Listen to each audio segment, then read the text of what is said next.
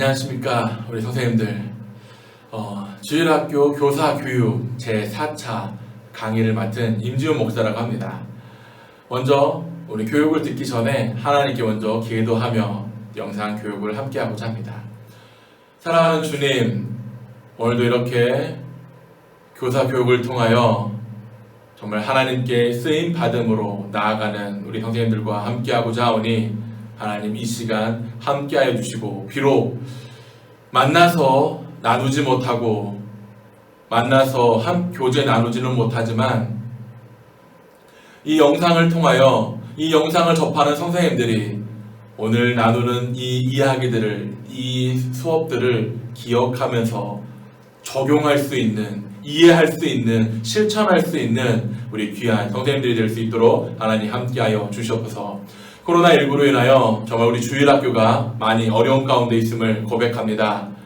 정말 우리 선생님들 한 사람 한 사람의 능력이 요구되는 시대 속에 살고 있는 우리들이 다시금 이 교사교육을 통하여 다시금 우리의 사명을, 우리의 영성을 정말 우리가 하나님께 쓰임받는 믿음의 도구로서 잘 갈고 닦아질 수 있도록 하나님께서 함께하여 주시옵소서. 마치는 시간까지 함께할 줄 믿사오며 사랑에 많으신 예수님의 이름으로 간절히 기도드립니다. 아멘. 네 번째 교육은 미래 시대에 요구되는 교사의 자질이라는 제목을 가지고 함께 나누어 보고자 합니다. 지금 현재 저희는 코로나19로 인해 새로운 경험들을 하고 있습니다. 우리의 삶의 모습이 바뀌어지었고 나갈 때마다 마스크를 착용해야 하지요. 또 많은 사람들이 있는 곳은 가기 꺼려하고 있습니다. 제일 큰 부분은 바로 예배입니다. 교회에 가는 것을 정부는 제한적으로 인원을 줄이려 하고 또 대면 예배가 아닌 비대면 예배로 바꿈으로 하여금 새로운 예배의 패러다임이 형성되고 있습니다. 그러면서 자연스레 많은 미디어들을 우리는 경험하고 있지요. 비대면으로 인한 온라인 예배를 준비해야 했으며 또 교회뿐만 아니라 학교에서도 학원에서도 온라인 수업 등 줌이라는 영상 콘텐츠들의 무더기로 쏟아져 나오고 있는 실정입니다. 지금 우리는 영상 콘텐츠, 온라인의 홍수 속에서 살아가고 있습니다. 영상 매체가 늘어남에 따라 예배 모습도 영상 콘텐츠에 대한 피로도도 점점 높아만 지고 있습니다. 또 유튜브 같은 영상물들을 접하면서 동시에 우리 아이들은 부적절한 영상물에 노출되어져 있는 모습 또한 우리가 우려스러운 부분이기도 합니다. 자녀와 함께 영상 예배 등 이러한 것들을 보면서 관리한다면 이러한 걱정을 할 수 없겠지만 초등부 이상부터 고등부까지를 본다면 스스로 영상 예배를 참여하며 가능하게 되기에 조금 더 조심스럽기만 합니다. 지금 현재 우리는 코로나19로 인해 새로운 경험들을 하고 있습니다. 우리의 삶의 모습이 바뀌어 있고, 그러나 이미 AI 시대, 다시 말해 인공지능의 시대가 도래되었고 유럽 등의 선진국들은 이미 그 AI 시대를, 인공지능 시대를 리드할 수 있는 리더들을 세우고자 양성 교육들이 이미 진행되어지고 있습니다. 코로나19가 영상, 자동화, 인공지능의 속도를 앞당겼을 뿐 그 방향성까지는 바꾸지 않았다는 것이죠. 그렇다면 4차 산업혁명, 다시 말해 인공지능 시대에 우리 주일학교 교사들에게 요구되는 것은 무엇일까요? 비대면으로 인한 모임을 할 수 없으니 줌으로 공각 공부? 아니면 다양한 영상 콘텐츠들을 만들며 볼거리들을 늘려나가는 스킬들? 아마 앞으로는 이러한 교육적인 면에 있어서 비대면, 인공지능 시대의 유일한 대면 기관이 바로 교회가 되어질 것입니다. 아마 다른 부분에서도 다른 종교의 어떠한 시설들도 이러한 부분들이 생겨나겠지요. 하지만 우리 교회에서 지도자들이, 다시 말해 우리 선생님들의 역할이 더 중요로 해지고 있음을 우리는 생각해 보아야 합니다. 아니, 준비해야 할 것입니다.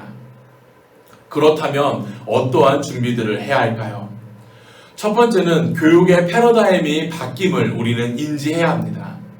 단순 암기식의 교육이 아닌 이제는 무조건 외워라는 것이 아니라 오히려 그것들을 이해할 수 있도록 이끌어 주어야 하는 교육이 필요합니다.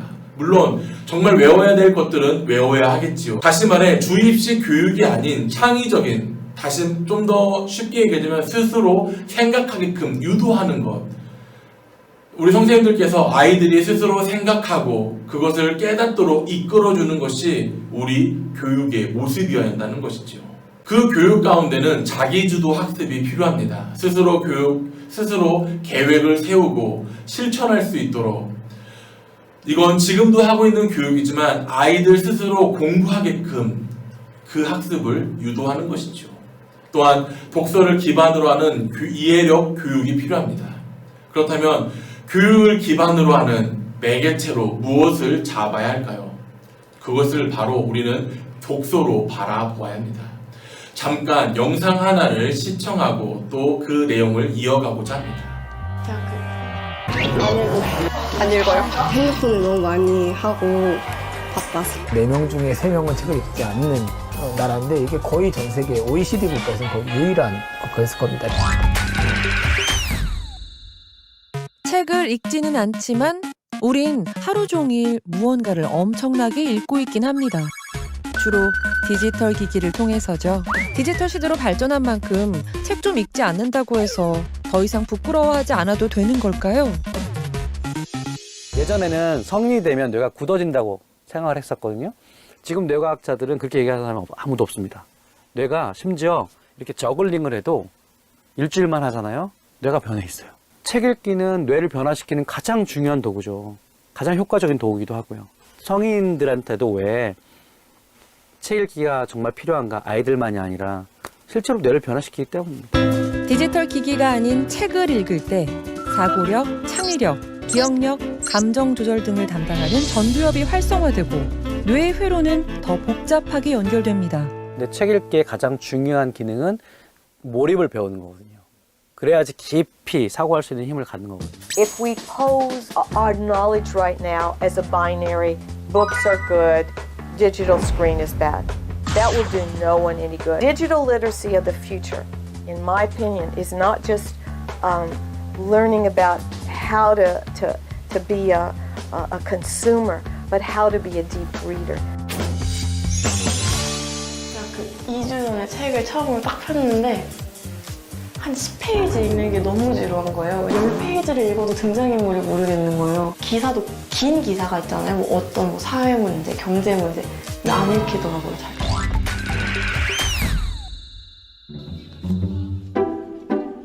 맘먹고 책 한 번 읽어보려고 해도 왜 이렇게 집중이 안 되는 걸까요? 읽고는 싶은데 읽혀지지가 않는 거죠. 눈으로는 읽는데 솔직히 책 덮고 나면 기억이 안 나요. 책은 읽었긴 읽었어요. 근데 막상 책을 펼쳐보면 기억은 안 나죠. 여기 읽다 보면 글귀 좋아서 제가 접어둔 부분도 있어요. 이 책 산지 꽤 됐는데 딱 펴는데 내가 왜 여기를 접어뒀는지 기억이 안 나요. 수많은 스크롤과 클릭 사이, 그건 문자 중독과 난독 사이를 오가는 시간이기도 합니다. 최근에 학부 대회를 나가는데 요강이 있어요. 신청 요강이 있는데 너무 긴 거예요. 그래가지고 그걸 못 읽었거든요. 천천히 읽어도 안 되죠? 그래서 맨날 카톡하다가 만약에 좀 어려운 약간 단어 쓰잖아요. 그러면은 바로 그 옆에 샵 버튼 눌러가지고 검색해봐 맞는지. 그래서 저 최근에 뭐 했냐면 여러 같은 성원에 힘입어 이걸 쓰는데 열화를 최근에 써본 적도 없고 성원이 맞나? 성원인가까지 그렇게 잡았고 그리고 성원에 힘입었지? 아니면 성원에인지? 그것도 모르겠어요. 그거 검색했어요. 분명 눈으로 글자를 읽고는 있는데 왜 기억도 이해도 안 되는 걸까? 아이 트래킹이란 장비로 규희 씨가 읽는 방식을 검사해보기로 했습니다.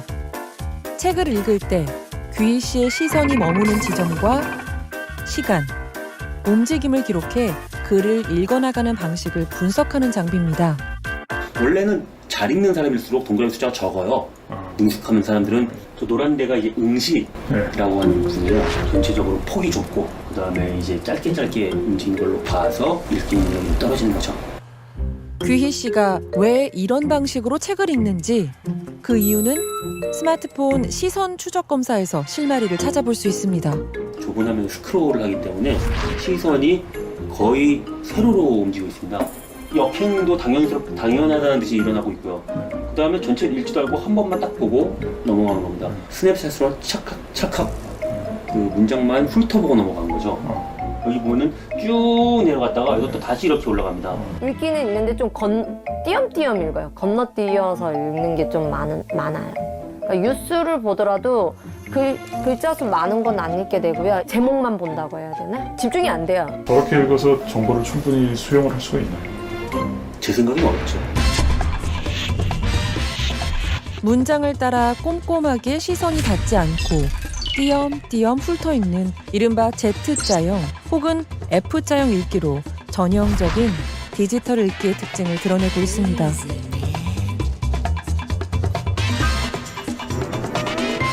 독서하지 않으면 독해력이 점점 떨어지고 난독의 상황에 빠지게 됩니다. 그러니까 책을 읽으려고 시도해도 실패하고 이런 실패의 경험이 반복되면은 결국에는 책을 아예 읽지 않는 상태가 되고 이 문제가 점점 더 심화되는 양상을 보일 수 있습니다. 방금 보셨던 내용인 EBS의 스페셜 난독 시대라는 내용의 영상물입니다. 요즘 아이들은 짧은 글 읽기, 보기 쉽게 변한 이미지와 스마트폰, 태블릿 PC 같은 기기들을 통한 빠른 스크롤의 학습 등 문장 전체의 흐름의 내용이 아닌 단어들을 통해서 그 문맥을 파악하고자 하는 이 스마트 시대 속에서 우리 아이들은 점점 간단한 것을 추구하다 보니 이제 어느덧 말하는 습관마저 짧아지고 그 생각하는 깊이마저 얕아지고 있는 모습을 찾아볼 수 있습니다. 물론 많은 친구들이 대부분의 아이들이 그렇다는 것은 아닙니다. 하지만 점점 그렇게 변화되는 수가 증가되고 있음을 우리는 기억해야 합니다. 그렇다면 이러한 부분들을 해결할 수 있는 방법이 무엇이 있을까요? 그것은 바로 독해로 바라보고자 합니다. 영어 독해가 아닌 한글 독해, 다시 말해 책을 읽는 것을 통해서 독서하며 생각하는 글의 해석 능력을 키워 나가고자 하는 교육 방법인 것이죠. 우리 늘사랑교회 선생님들이 아이들과 함께하며 교육할 방법은 바로 독서를 기반으로 하는 성경을 읽는 것입니다. 성경을 읽음으로 성경을 깨닫도록 유도함으로써 아이들 스스로가 자기주도 학습으로 성경을 읽고 해석하는 능력을 갖게끔 키워가는 것, 그것이 바로 우리 선생님들의 교육 목표가 아닐까 생각해 봅니다. 그렇다면 독서, 어떤 글을 읽어야 할까요? 나라, 가문, 개인의 삶을 바꾸는 것이 독서에 있습니다. 지식을 넘어 지혜를 얻는 힘이 독서에 있습니다. 자본주의 시스템에 앞서갈 수 있도록 이끌어가는 것이 독서에 있습니다. 문학, 철학, 역사서 등의 인생을 경험할 수 있도록 이끌어주는 것이 독서에 있습니다. 이 네 가지를 통해 세상을 리드하는 0.1%들은 공통점을 가지고 있는데 그것이 바로 독서라는 것입니다. 그 중에 고전 독서를 이야기합니다. 우리에게 완벽한 고전 독서가 있습니다. 무엇일까요? 아마 우리 선생님들이 생각하는 그것이 맞습니다. 바로 성경이지요. 우리에게 완벽한 고전인 성경, 또 서양 고대의 토대로 만들어진 것이 바로 성경이지요. 교육이란 무엇일까요? 성경 독서를 기반으로 말씀을 사색하며 그로 인한 깨달음을 얻는 것이 바로 성경이 아닐까요? 다시 말해 묵상을 통해서 자기주도 학습을 이끌어가는 것, 그것이 바로 우리가 바라보고자 하는 교육의 방법인 것입니다. 그렇다면 성경을 어떻게 읽어야 할까요? 트라비움이라는 교육 과정을 한번 나눠보고자 합니다. 트라비움이란 기독교 고전 교육의 방법론이자 우리말로는 삼학이라는 기초의 내용들을, 다시 말해 초기의 대학들이 그러한 배움의 과정을 통해서 학습하는 것이 이 트라비움인데요. 이 트라비움은 라틴어로 세 가지를 배운다는 뜻을 가지고 있습니다. 그 세 가지는 문법, 논리, 수사입니다. 문법학은 철학, 다시 말해 성경을 읽고 그 내용을 이해하며 좋은 책을 고를 수 있도록, 또 논리학은 성경에서 나오는 그 터득한 그 내용들을 도구 삼아 나의 생각, 그런 것들을 이끌어냄으로써 읽는 책을 기반으로 생각하며 그 생각이 확장들로 또 그 생각들이 서로 연결되어지며 창의성을 이끌어가도록 만들어주며, 또 수사학은 내 생각, 그 글들을 나눔으로 정리된 내용과 그 생각들을 내 입과 말로써 표현하는 것들을 이야기하는 것, 그 과정이 바로 트라비움입니다. 4차 산업혁명 시대로 불리고 있는 지금의 시대, 포스트 코로나 시대 때 우리는 좋은 책을 선별할 수 있도록, 나의 생각을 넓힐 수 있도록, 또 창의적인 사고와 또 그것을 말할 수 있는 능력을 키워나가는 것, 그런 교육의 방법이 이 트라비움의 교육의 내용이라는 것입니다. 또 하나는 하루부타라는 교육의 방법입니다. 유대교인의 독서 교육법인데요. 하루부타는 나이, 계별, 성별 상관없이 2명씩 짝을 이루어 서로 논쟁하면서 그 논리를 찾는 방법을 의미합니다. 유대교 경전인 탈무드를 공부할 때 사용하는 방법이지만 이스라엘의 모든 교육 과정에 적용되어지는 부분이기도 합니다. 유대인들만의 독특한 교육 방법이긴 하지만 공부법이라기보다는 토론, 놀이라고 해도 무방할 정도이지요. 부모나 교사는 학생이 궁금증을 느낄 때 부담 없이 질문할 수 있는 환경을 조성해야 하고, 또 그 가운데 함께 토론할 수 있도록 이끌어 가야 합니다. 그러나 답을 가르쳐 주어서는 안 되겠지요. 스스로 답을 찾을 수 있도록 유도만 할 뿐입니다.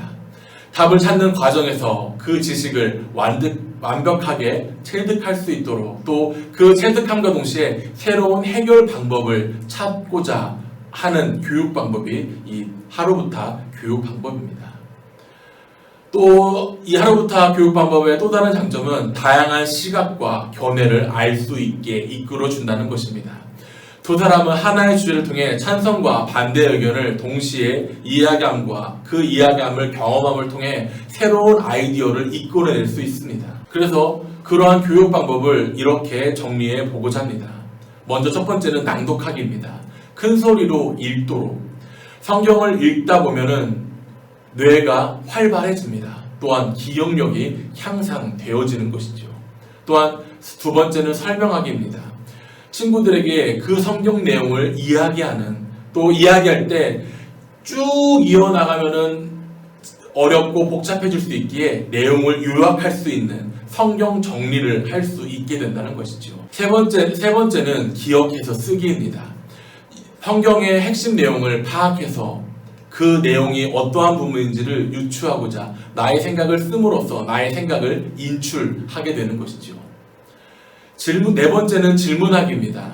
질문과 경청을 통해서 적용과 나눔을 통해서 다름을 인정하고 다양한 토론을 통해서 그 생각의 범위가 확장되어지는 것이죠.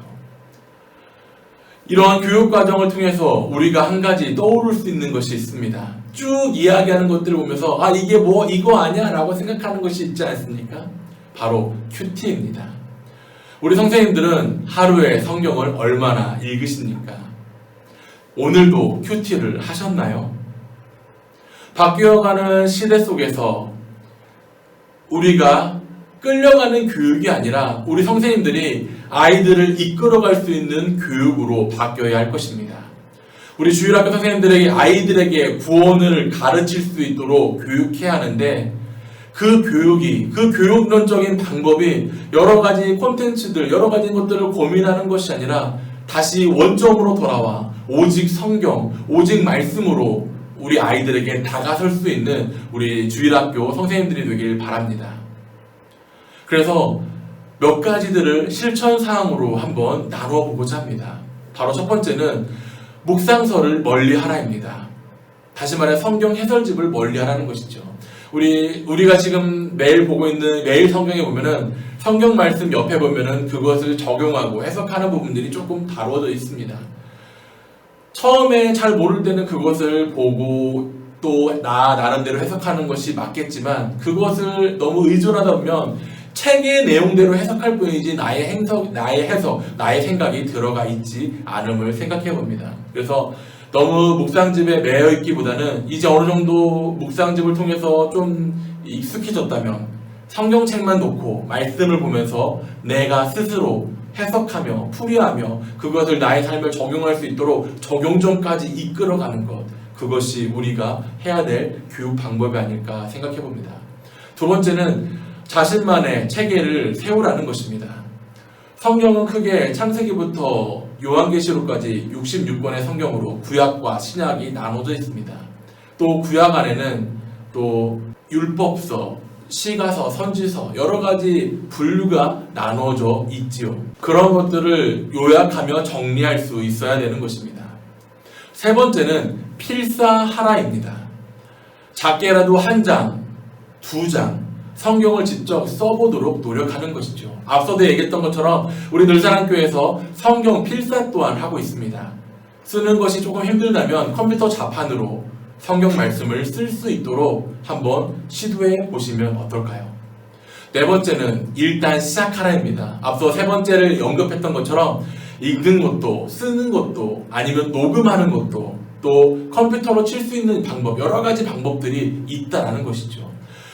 전부 다 하면 좋겠지만 정말 작은 것 하나라도 쓰는 거 아니 읽는 거 아니면 지금 우리가 한창 하고 있는 녹음하기라도 한번 시작해 보면 어떨까요? 다섯 번째는 항상 성경책을 가지고 다니라입니다. 성경책을 늘 나의 옆에 가까이 두어야 하는 것이죠. 성경책을 가지고 다니는 것이 좀 불편하다면, 힘들다면 요즘은 핸드폰 안에도 어플로도 성경을 많이 볼 수가 있습니다. 처음 제가 스마트 기기 등으로 인해서 아이들이 정말 난독증을 가질 수 있을 정도로 그런 스마트 기기들을 좀 멀리 하고자 이야기했는데, 반대로 이제는 성경을 가까이 할 수 있는 방법이 또 핸드폰을 통해서도 할 수 있음을 우리가 생각해 보아야 한다는 것이죠. 마지막으로 여섯 번째는 성경 내용을 설명하라입니다. 단순히 읽는 것으로 끝나는 것이 아니라 그 성경 속의 내용들, 다시 말해 스토리들을 내가 이해하며 성경이 나에게 가르쳐주고자 하는, 교훈하고자 하는 바가 무엇인지를 깨닫고 짚어져 가는 과정을 깨달아야 하는 것입니다. 이제 교사 교육을 마치고자 하는데요. QT, Quiet Time, 영어를 잘 못합니다.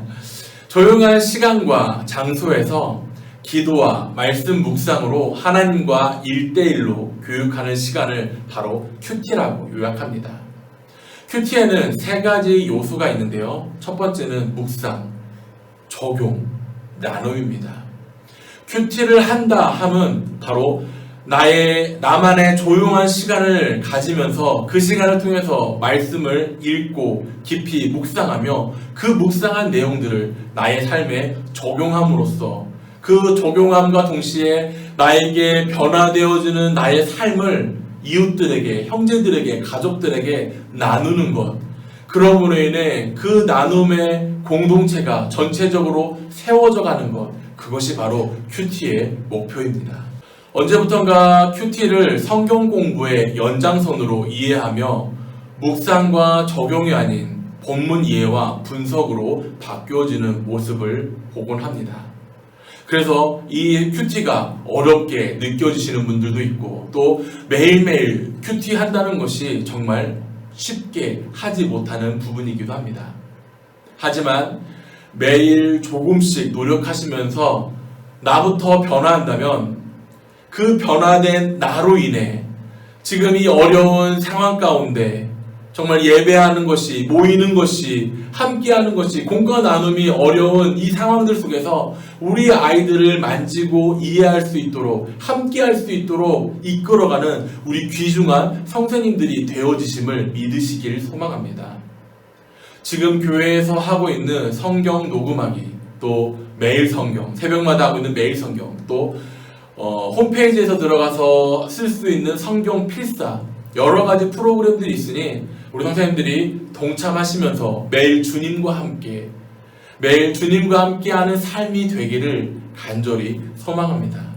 우리 늘사랑교회 주일학교 선생님들이 정말 우리 아이들과 함께할 수 있는 그 무언가가 바로 말씀이 되어지기를, 큐티가 되어지기를, 정말 우리 아이들과 함께할 수 있는 것이 하나님의 말씀임을 기억하면서 오늘 교육을 마치고자 합니다. 사랑하는 주님, 오늘 이 시간 교사 교육을 통하여 한 번 더 하나님의 말씀을 되돌아봅니다. 이 땅에 처음 복음이 들어왔을 때 우리는 무엇을 하였습니까? 그것은 바로 말씀을 읽는 것과 하나님께 기도하는 것이었습니다.